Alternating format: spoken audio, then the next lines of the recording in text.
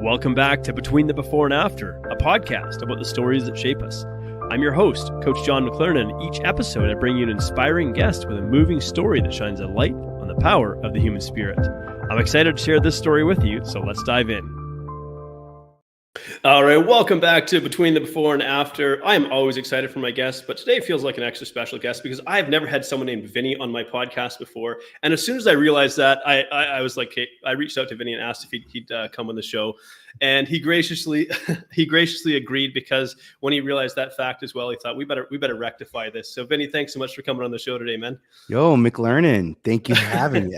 Now I feel like I got to be as Vinnie as everyone thinks that Vinnie would be. How you doing, McLernan over there? Everything okay? Yeah. And I mean, you live in Brooklyn, so I mean, that's true. How many people expect, like, because New York has a fairly distinct accent, and so people like a cup of coffee or something. Is that Coffee. New York? Cool. Well, that wasn't Mike. You were like Mike Myers trying to do coffee talk. Is like okay. Yeah, the accent is real. It comes out when I'm hungry, thirsty, passionate, or any mixture of those. When I hear someone, I can be anywhere in the world, and if I hear someone from New York and I hear the accent, mine comes out too. It's almost like a calling card, right? Yeah. That's like my wife. My wife's from Australia, and I joke that I ship her back to Australia every year or two for an accent refresher, because living in Canada, it's inevitable the accent starts to wear off just a little bit. There's always words that stay the same, like she always says tomato, and it's just weird to me.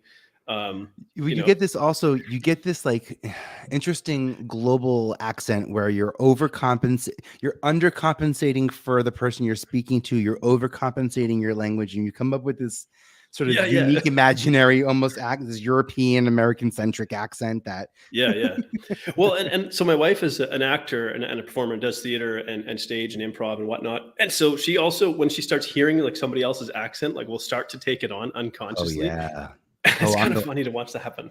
I remember, so I worked at MTV in the late 90s and early 2000s. And I remember Carson having a conversation with Carson where he was aware that the jokes and vocal intonation, they would change depending on who some of the artists were. And I remember it was cool because I remember him pointing that out and then working really hard to make it to be more of a consistent personality. Like I saw Carson Daly working to be hard at being himself. And I understood the importance of it, the power in being transparent, being omnipresent as a character and not having that character change based on who's in the room, but having the actions change based on who's in the room, and where the dialogue doesn't need to change. But yeah, if I sit there and I'm talking to someone who's swaying, I start swaying. If they're doing a two-step, I start doing the two-step. Yeah.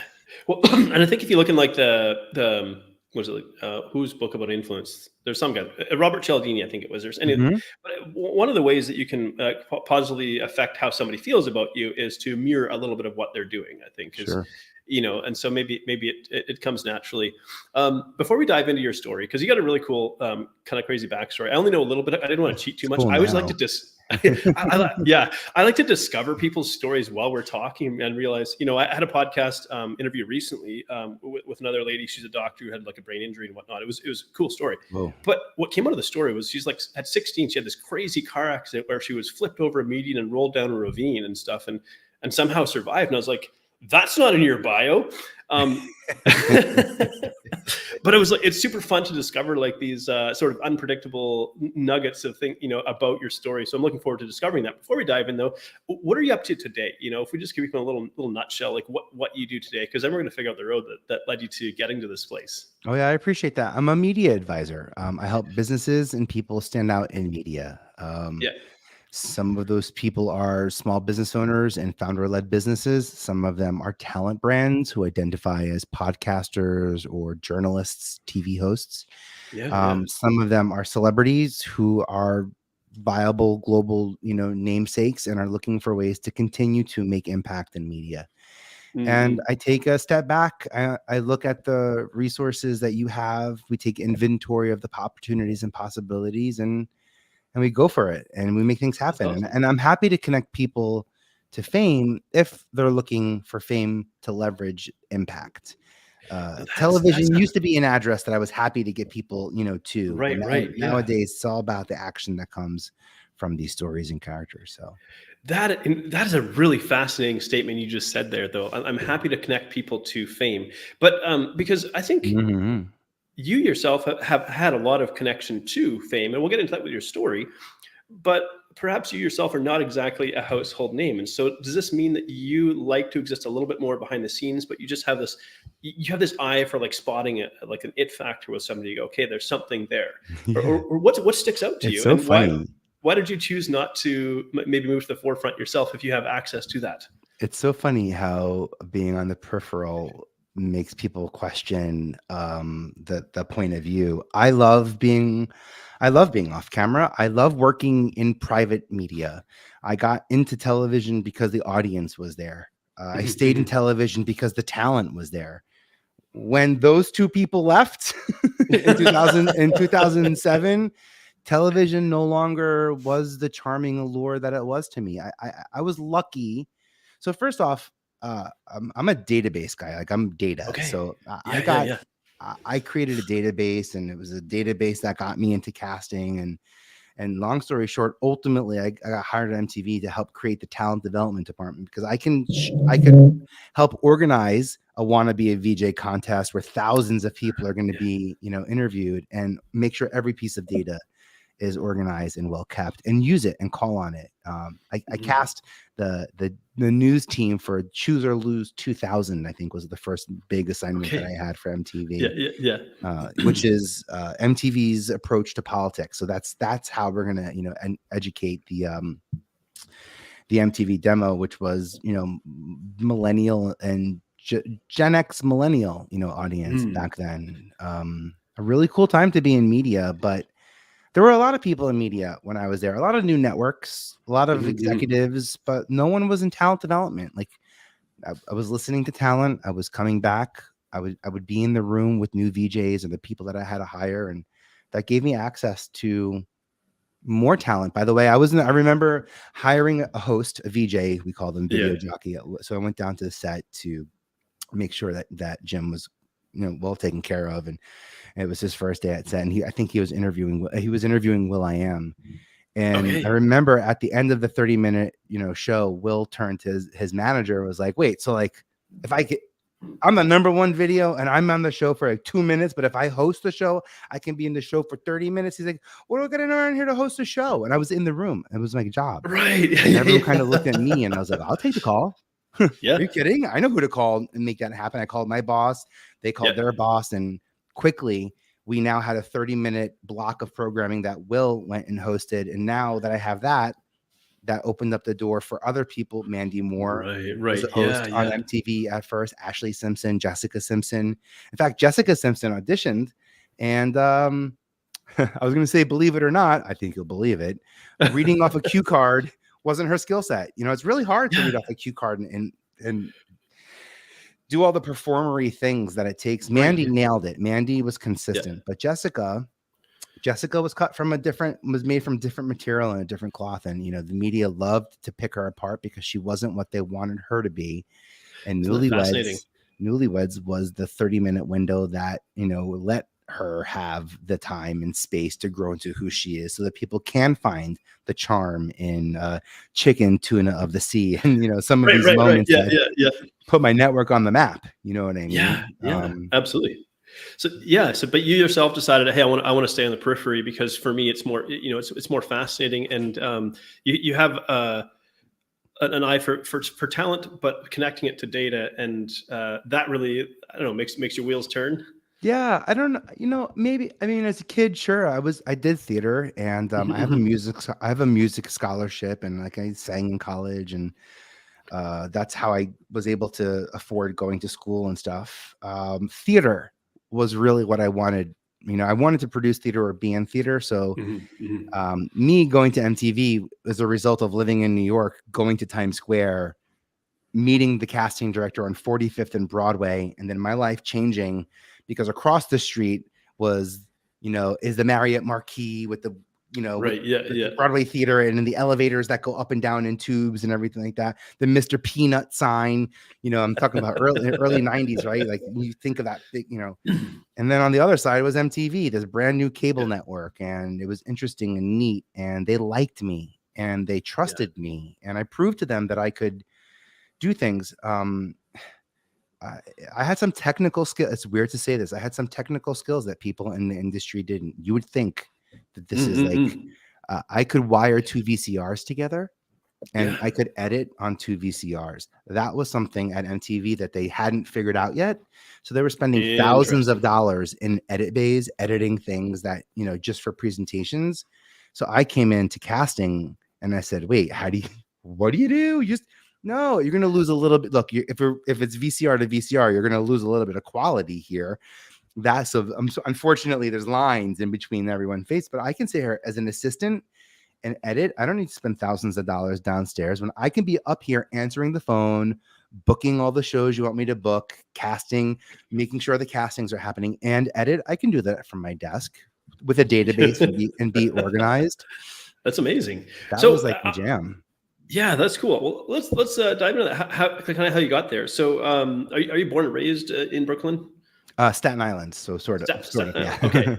Yeah. There's 5 boroughs, right? Brooklyn. Yes. I'm not even trying to list Brooklyn, them. Bronx, Queens, Brooklyn, Bronx, Staten Island, Queens, and Manhattan. There we go. Okay. Yes. That's then all those names stick out in people's minds. New York is a pretty remarkable city. But growing up, maybe you didn't have this idea that, hey, I'm going to be like a talent development kind of scout, or did you? No, who was doing that back then? Right. Yeah. Because you look relatively youthful, but I see a little bit of gray in the beard there. And so I'm guessing you're somewhere near my age bracket. I'm 41. So 45. Yeah, I'm 45. 77. Are you kidding? I wear this like a badge. That's awesome. I grew up entertaining the people born from 89 to 81. Like that's my sweet spot in terms of TV viewership for sure. Yeah. So what was growing up for you like? As the oldest of 4, unfortunately my parents divorced. There was a lot of alcoholism in my family. So me and my siblings lived with my grandmother for a little bit, and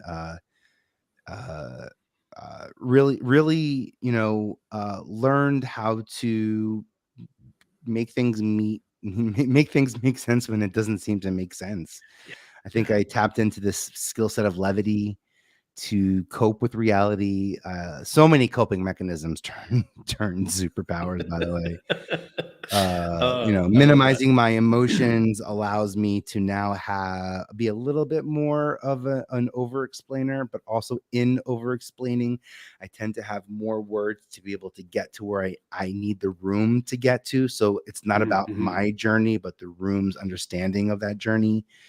I say it that way because, putting something on paper and emotional. Now we are in podcasts and in audio and video, so we're capturing emotion, raw.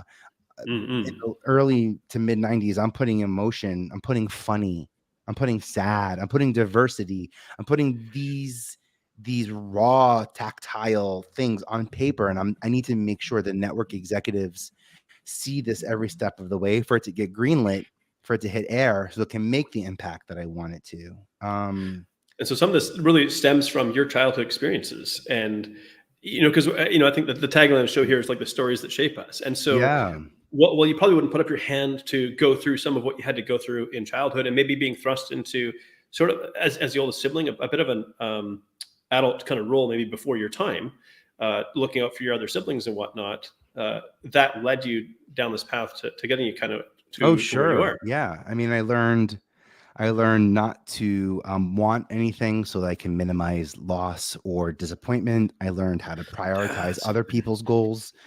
I learned we moved around quite a bit, and I learned how to quickly make friends and win them over. Because sometimes I only had like one after night school basketball session with you, and I don't like not knowing the people around me. This is, by the way, I'm doing this right now in podcasting. So if you were to ask me, how do I build my brand in podcasting? It's with people. I can't tell you an easier way to build your brand, the perception, your reputation of yourself, than one-on-one with people. I was lucky at MTV. That was my job, was to interview people one-on-one. Yeah. I did one-on-one interviews with Christina Aguilera and Mandy, like all of the artists that you saw on TRL. I met them in conference rooms and in small talent showcases, and I listened and I gave feedback, and the network and the label, both on both sides, listened, and that really helped. That helped create, new realities for other people. That's something that's like, this is like my MO, is making things happen for people. And so how do you go about making friends quickly? I lead with love, to be honest. I had my friend Alex. My friend Alex Sanfilippo, he owns Podmatch and comes out with amazing tools for Podmaster. Episode 100, Alex's story. Oh, is it? Oh, what an awesome guy, by the way. Alex said to me, Vin, he goes, Vin, we were sitting around talking about podcasts and strategy. He goes, a lot of strategy, a lot of content makers, a lot of guests. And I've heard just about everything, but I've never heard anyone end the podcast the way that you do. And my face turned bright red. And I was because this is not something I'm doing intentional. So I'm like, ruh-roh. what am I doing? That's yeah. And he's like, well, at the end of it, you said, thank you so much. I love you. Bye. And I was like, oh, I love that. First off, as I said, I can either over explain it, but I'm a very connected to now. I've lost too many friends to suicide or other things that did not allow me to experience the now. I appreciate reality TV for the now. I even appreciate reality TV for the renow, meaning if we don't like it, we can do it over again. We should do that in life more often, by the way. We ask for second chances when we screw up majorly, but let's ask for a second chance. If I went to shake your hand and I didn't quite get it in there, I might say, ooh, can I do it? Can I do it again? I'm capable of giving you a better handshake. Oh, you got me at the wrist and you bent. And I want to just let you know how present I am and that I see you, and that matters to me. Some people will say, well, you don't get do-overs in life. And I'm like, but why not? Right. My parents did. Parents, I certainly had to subscribe to that as a child, by the way. Sorry, we're in rehab. But sometimes that happens. There's biological reasons. There's sociological reasons, psychological reasons. I wanted to be a psychologist. I went to school, by the way, as a psychology major with music scholarship. And then I realized it's a weird thing, but it is. It's who I did marketing, psychology, and chemistry, man. So playing to your strengths. Yeah, right. You're going to make things happen, right? And I got there and I was like, I'm not going to be a psychologist. You know how serious that is, changing people's lives? Yeah. And then I got to MTV and I was like, and I'm going to change your life. I'm going to change your life. You get a show and you get a new persona and career, and you get the opportunity to do it again and do it your way and your way ish. Back in the 90s. Right. It's like your way, but with my editing and our money and our approval. Right. Axe, and Axe is going to tell you, what are depends and weird millennial, commercials brands are going to, tell you what you should, body sprays and things like that. Yeah. That's why I'm so passionate about right now where we're at in media, our ability to own content, our ability to own the IP and have that IP seen and have that IP include our voice and our likeness and our stories. That's powerful. I mentioned some names, I name dropped for sure. None of those people own the shows that we talked about. Right. Part of the reason why now am I doing this, to be really honest, is because of you. Yeah. I worked at networks, and I've worked for people who work for people who work for people. Networks are on the stock exchange, so that they report to a board of people who report into thousands, whatever, and you lose control at a certain point. And what I love about podcasting is that no one owns podcasting as an industry. You got a lot of experts coming in here from all different backgrounds. That's exciting to me. I grew up in TV as a professional. All those people were in it for 20 years before that, and they try to make me pay all the same dues that they had to pay. And Yeah, it's not a You funny know, mindset. Like, we yeah. had it hard, so you need to have it hard too. Yeah, You know? and I'm the guy, I'm like, "Oh, let me make it easy for you." At Yeah, yeah, MTV, by the way, you would think this is weird to say, at MTV as a casting associate, yeah. assistant, coordinator, VP, whatever I ended up becoming throughout my years, the thing that brought people to my office, the number one thing that brought people to my office, I had an unlimited, I had a Willy Wonka gold card.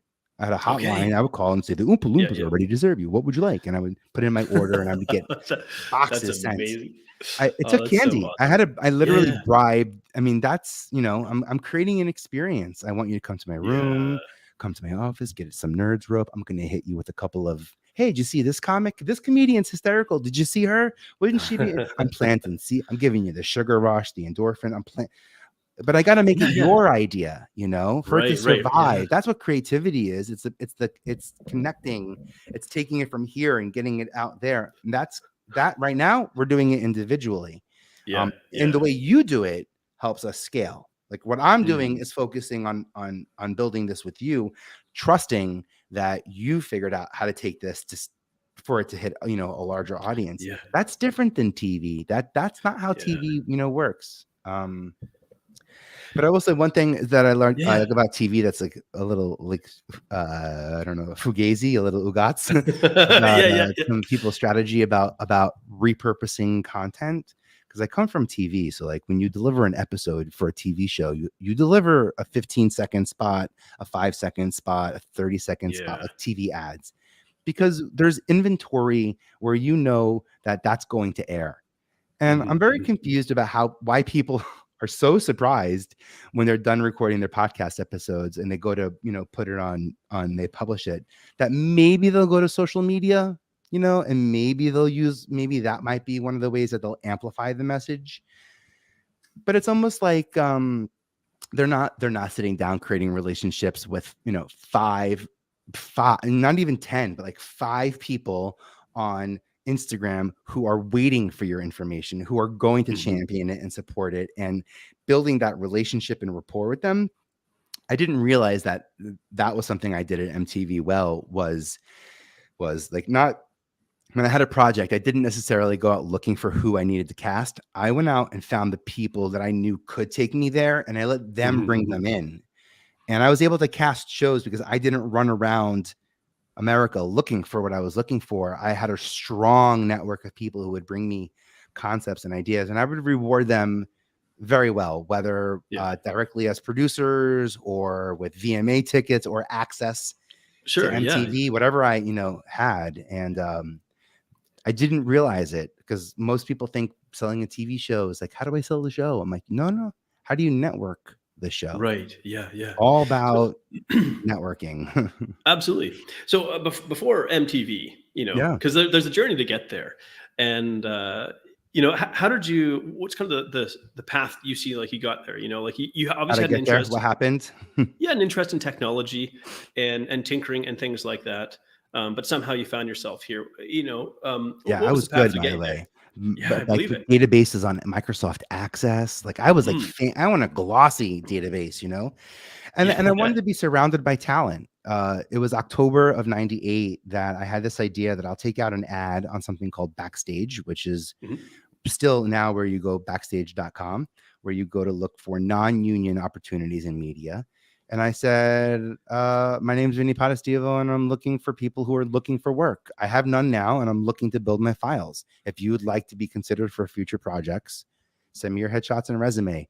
You know, One Campus Road, Wagner College, Student Box 577. Like I didn't Yeah, even yeah, yeah. create to think of creating an LLC for my production company, whatever. Didn't Yeah, even come yeah. to mind until 2 days later when we started getting hundreds of responses. And probably by the end of the year, I had about 700 responses. Okay. I turned to my database. I took all that information and I started connecting with these people. I worked at the computer center, so I would read Backstage. I would see an opportunity I thought was right. I would go through the system. I would pick the people I thought might be right for it, and I would shoot them an email. Mm. And then one day I saw this thing and it said MTV 45 and Broadway, 3 p.m., Whitney Houston, come by. We're shooting. And I worked. It worked for Yeah. my schedule. I was at Wagner College. in Staten All Island. right, cool. So I grabbed 3 of my friends, my roommates. We went to the MTV. I got this bro. Hey, I saw the thing. We're here. Da, da, da. I get picked to ask a question to Whitney Houston, which is kind of Ooh, sick. yeah. What was it Ooh, like recording with Mariah Carey on the Prince of Egypt soundtrack? okay. And when Whitney came out to the studio and the stage manager points me out, the lights are on me, and I'm feeling the moment. Yeah. She says, "This is the guy who's going to ask the question." And Whitney says, "I'm not answering that question." No way, not that question. I'm like, no, this is my moment. This This is is your like moment. my. Yeah, And to yeah, be yeah. honest, that's exactly how I reacted, and I laughed about it. And I turned to the casting director and I said, "If you ever need any, this was great. Thanks for the experience." And I got to practice, and I never held a mic before with a little, MTV on the mic cube, Right. and it Yeah, felt yeah, very yeah. important. If you ever need anything, I have a database of like 700 actors and people looking to get, into media. Let me know. And that casting director was like, "What? Wow, Database? okay. And said how many people and who's in it?" And to Yeah, be yeah, honest, that database and that guy first took me to the Food Network and to Fox News. Fox News was yeah, a new network, and I yeah. worked on a show called Hannity and Combs. So I got to Mhm. tour the country, interviewing people, Republicans, Democrats, filling the audience and picking people to ask questions. Okay. And it was that experience and my little database that guy brought me back to MTV, and I was asked to cast the news team for Choose or Lose. And MTV was doing these big casting things like I want to be a VJ, like giant nationwide searches where Right, hundreds of right. Yeah. thousands of submissions were coming in. And my little database was equipped to handle that. And then I showed them how I would create a celebrity database for the talent we're working for so that I can quickly export MTV spring break one sheets and call sheets. And Yeah, yeah, yeah. I had some real infrastructure that I didn't realize that solved problems creatives were having that didn't have the technical skills that I had. So I did not get hired by MTV because Right. of some brilliant casting, Right, talent that right, I had. right. I learned that from the best of the best in the industry. Mm, mm, mm. But what I did step into those walls, into those hallways with was um, an understanding of how to move media. Like I went to school 95 to 98. I was there when the hard drive became obsolete and floppy disks became obsolete. And Right. Yeah, there was yeah. like 1 year where I had to take music from your computer and put it into your iTunes. And the next year we were already on Napster trying to share Yeah, yeah. music. It was an interest. I'm on GeoCities building communities for people. Like I'm all Yeah. about that connecting piece. Okay. But it was that database that got me into MTV, and it was that hard skill of editing VCR to VCR, to be really Mm. blunt. When I got to MTV, they had me go around the offices and show all the assistants how to do that. And because now people can create dailies or like quick cuts Yeah, and yeah. send it up without having to spend thousands of dollars in edit. Having Yeah, a yeah. hard skill like that really helped me tremendously. That's amazing. Again, I knew no one when I got into the and Right, most yeah. people think, well, you're in casting. You must have known somebody. No, like I just got good at meeting people. That's what a casting person does is, well, I Goes can out. say it two ways. Some casting people just like, I'm not throwing shade as I drop the mic. Some Yeah. casting people just like to recast the people that we found 20 years ago. I think that's exciting and I appreciate it because it makes my Yeah, yeah. work all that much more relevant. But I would have never went to MTV if I had to recast all the same people that everyone already did.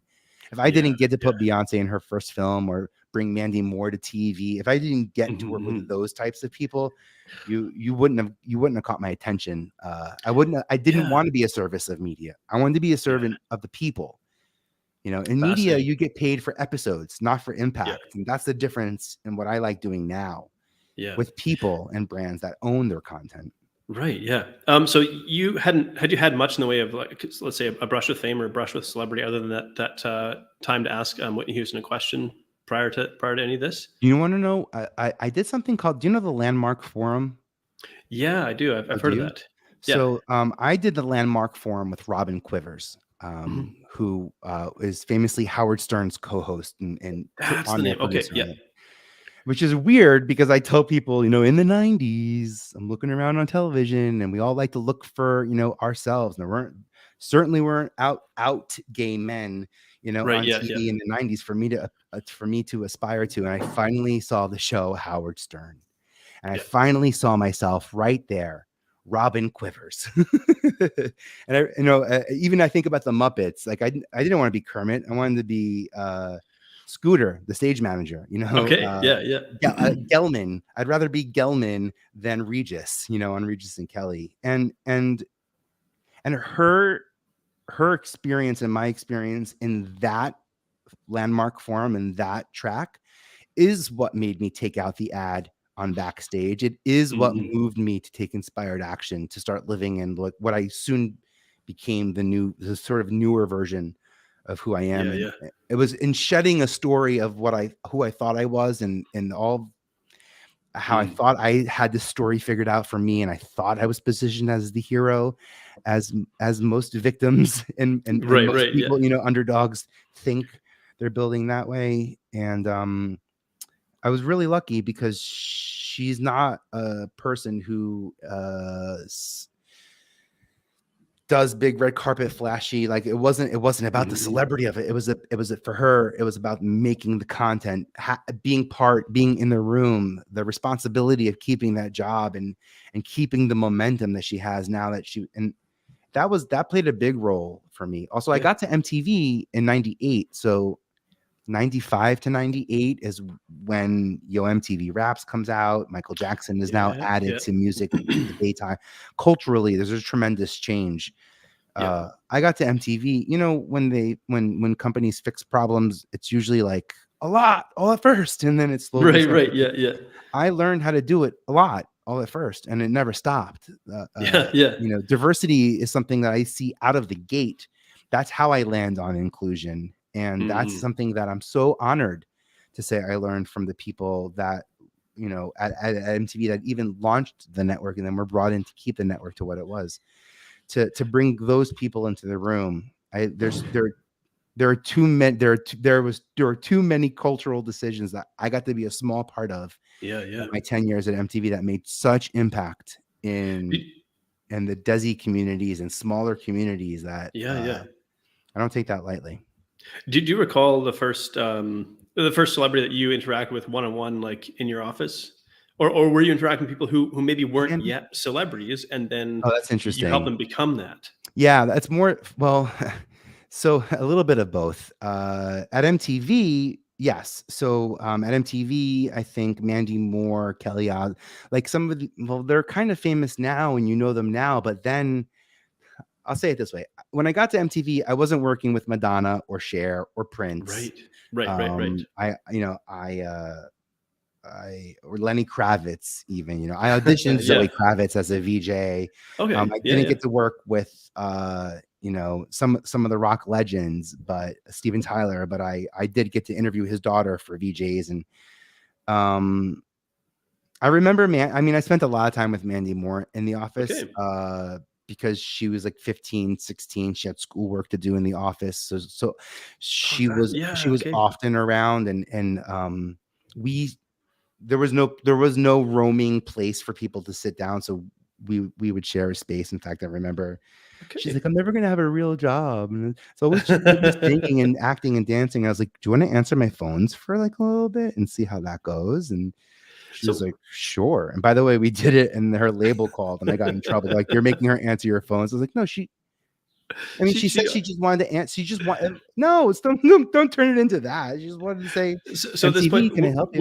Was she already producing music at this point? Like she was already, yes. Okay.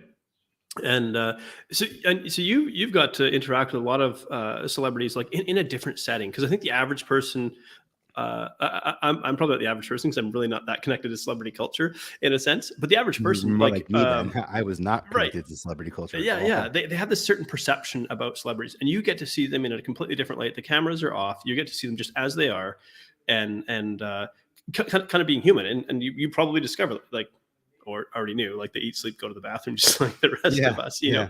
And probably a lot of them, maybe not, I don't know, maybe a lot of them wrestle with like imposter syndrome, this idea that they're being put up on a pedestal, and they're like, whoa, what if someone like finds out, and they meet me and they realize I'm actually just a normal person?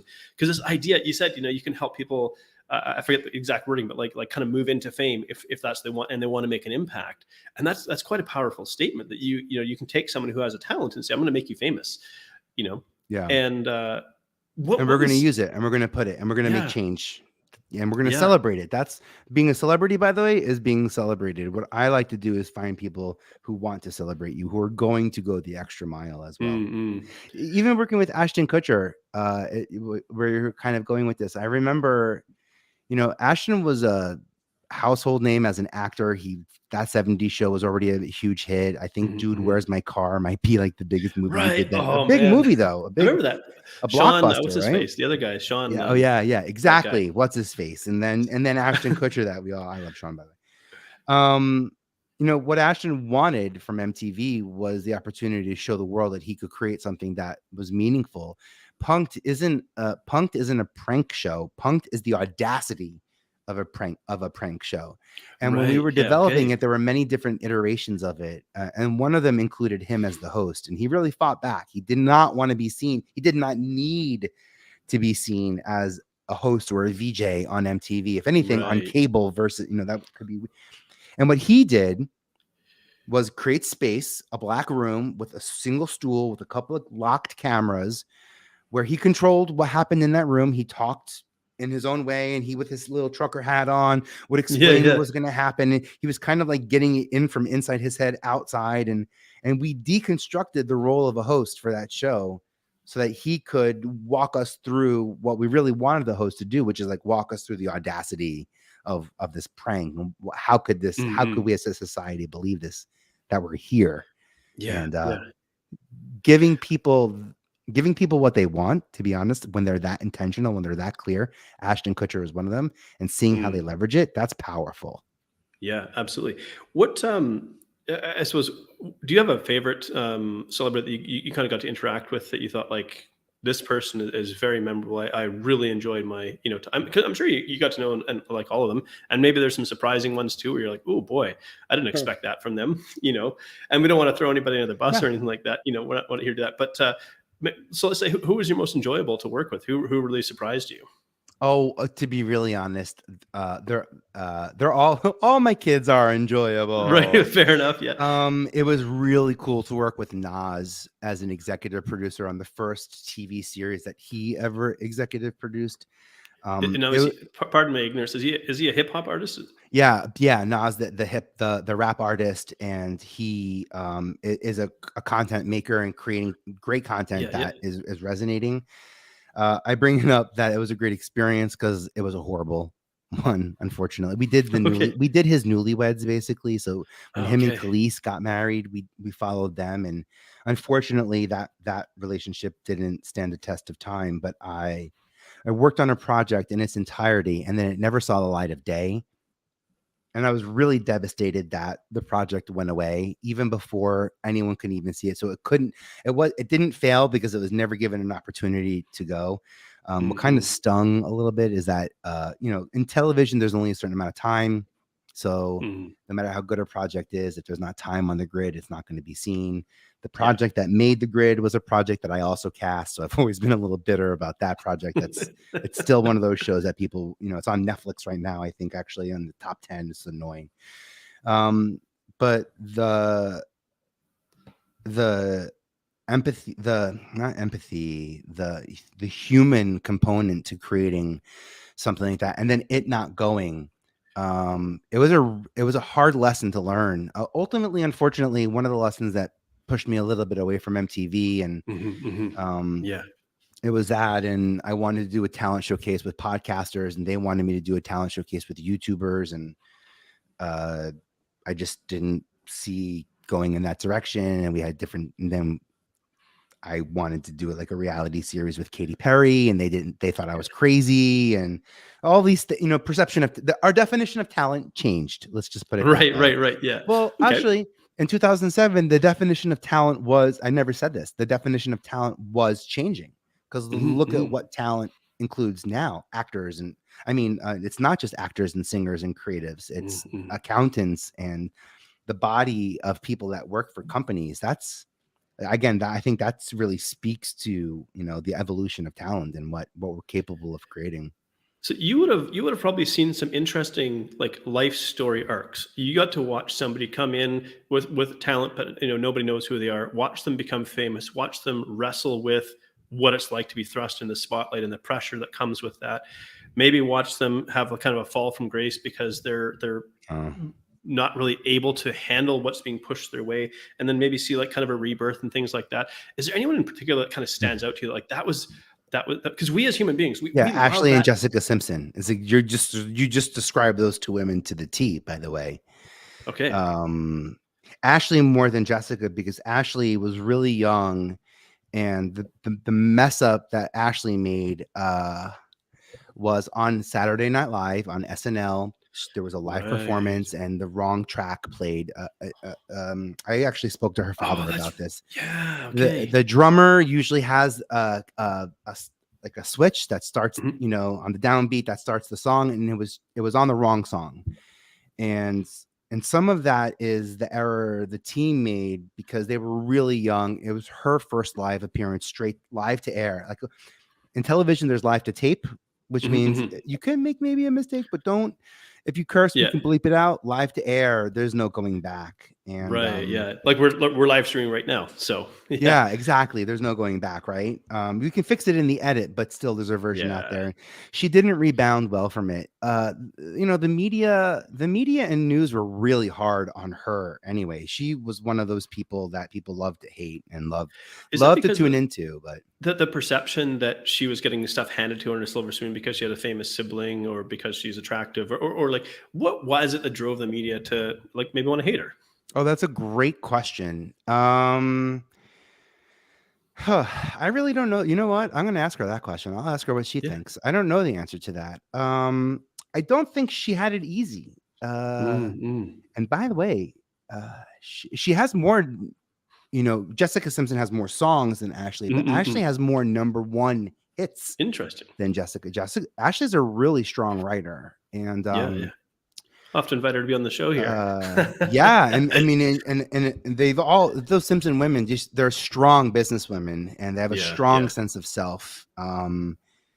And with Ashley, I don't know what's interesting about Ashley was she was the only, we would get these phone calls at MTV. Hey, I'm JoJo, and I'm getting ready to come out with an album. I'm like, but if you already recorded the album, then we missed the show. So Ah, okay. I Yeah. spent Yeah. so long trying to figure out at that point. I need to meet someone at that moment, and because Jessica Simpson is Jessica Simpson, we have these larger conversations. And I remember with the label that Ashley signed to, that they were like, well, if we sign her, are you going to support us? And like, we can't agree to that. But also we were like, well, if you sign her, are you going to support her?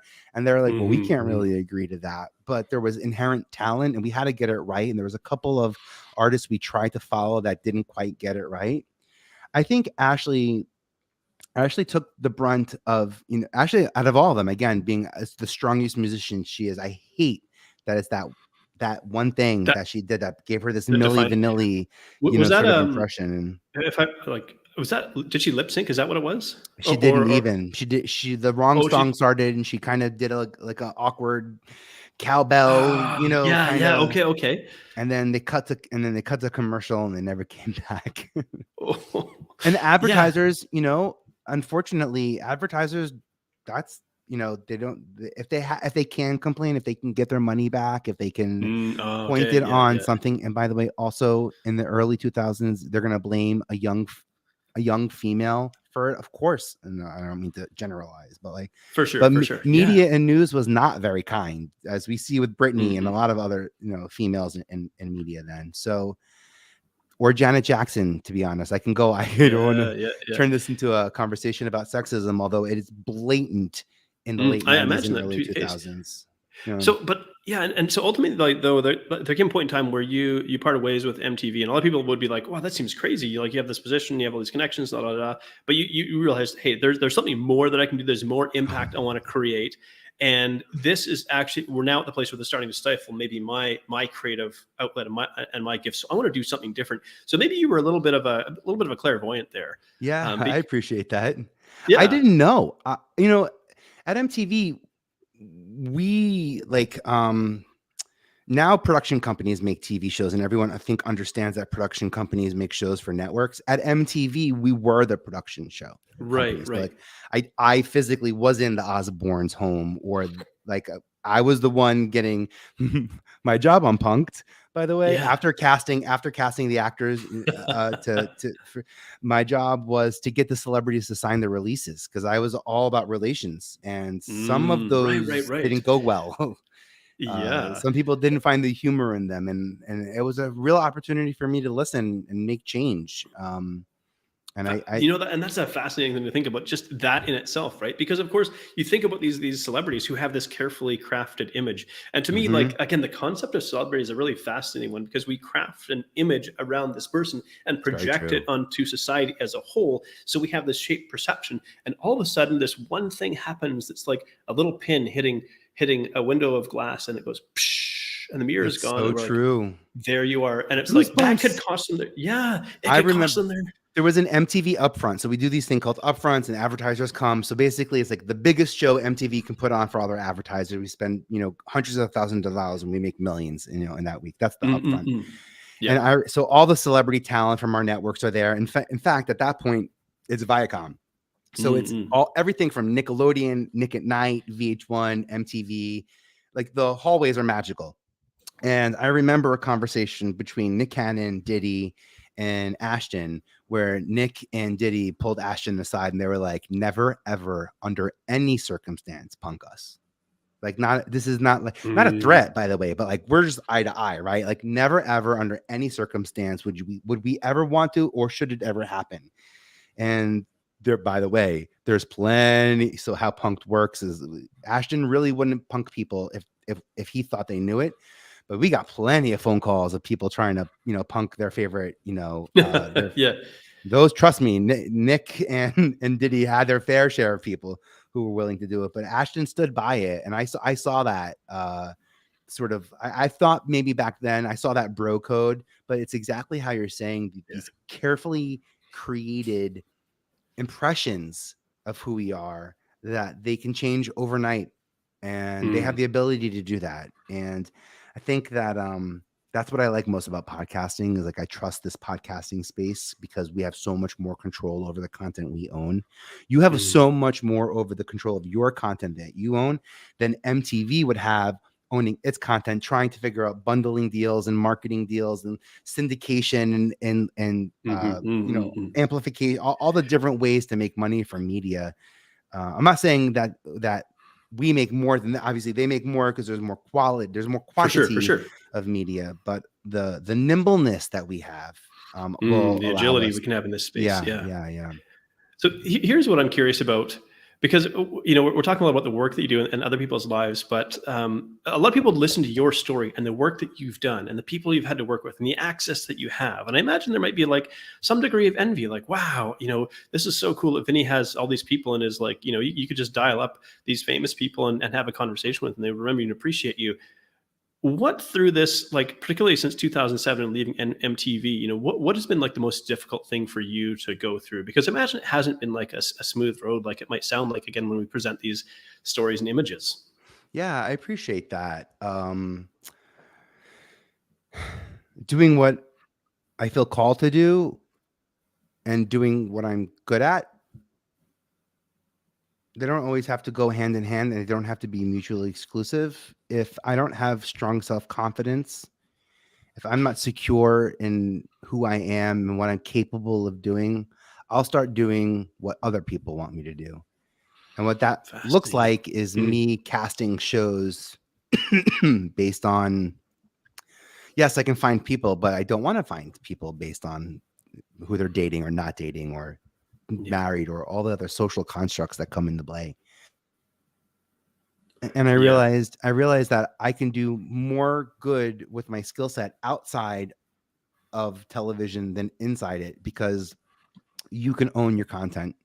And if I can pull people together, and I'm hyper mindful of opportunity. So I have podcasts now that are currently being developed by Netflix for unscripted and HBO Max for scripted. And my podcast is called I Have a Podcast. We're distributed as a television show. I have a podcast on TV, and trust me, I'm so annoying that I also have a radio show, and it's of course called I Have a Podcast on the radio. Yeah. I called my podcast I Have a Podcast because I'm signaling to the people I've already worked with that I have a podcast, and I'm keeping it really, really simple. That's not something I would have done 10 years ago. I might have called it some crazy name, try to, blah, blah, blah, build up this like crazy persona instead of stripping back. Yeah. The old me would have said 50 weeks, 50 guests. I'm going to show everyone in the world who I know. And the new me says, well, you know what? I'm so lucky to have these 12, 15 people in my life for years, for 20 years, by the way. That's something that most people don't have. Most people might meet somebody through Cameo or have a couple of year relationship, but Sure. Yeah. 20 plus years, I got to show this world not what I'm capable of, but who I was capable of being in the iteration of that. And I felt like my podcast would be better served if I had a cast of repeat characters coming back. So Jamie Lynn Sigler and Mandy Moore, Christina Milian, hopefully Diane von Furstenberg, Nick Cannon. I'd love to get Beyonce, obviously, who wouldn't? Beyonce and I shared a really cool moment in casting that forever changed my life and my career.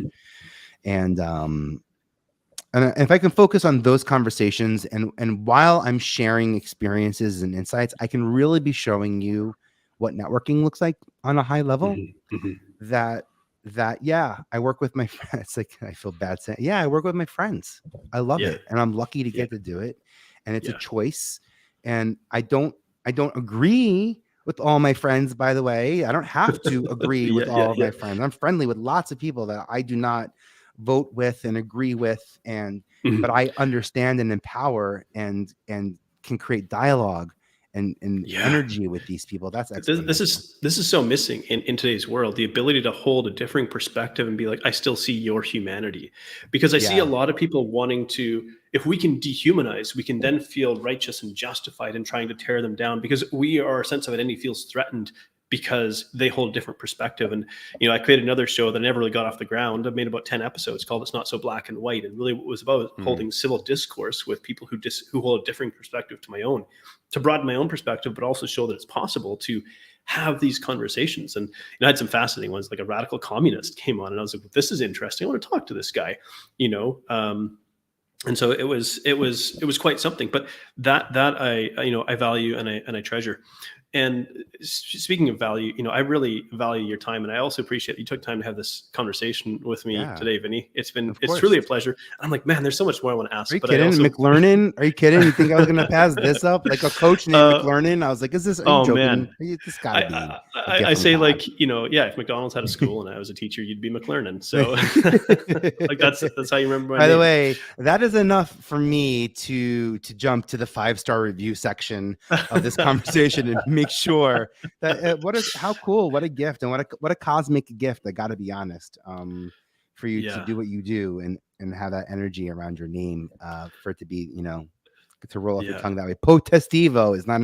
I don't got one of those easy last names, but I didn't realize this until I got into podcasting. But I really appreciate when people, because I say my name Potestivo and my family says Potestivo.